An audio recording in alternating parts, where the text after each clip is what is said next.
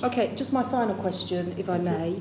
Could you just confirm, and I just appreciate a yes or a no, that you met with the former KGB officer Alexander Lebedev when you were Foreign Secretary without officials on the 28th of April 2018? Well, I'd have to check, but Are you having a lapse of memory again? No, but that's but you know, if you're asking me a very specific question about a very specific date, and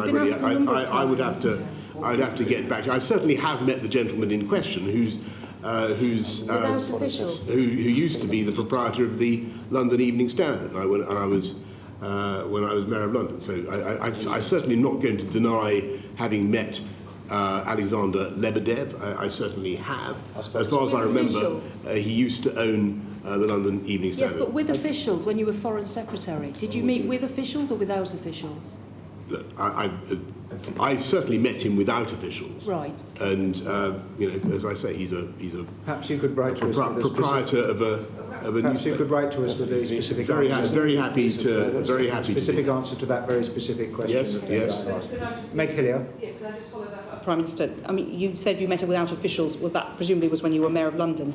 When you were Foreign Secretary, did you meet Alexander Lebedev? I think I probably did, but probably did.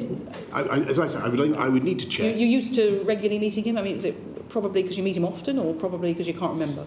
I've met him on a very few occasions. As Foreign Secretary.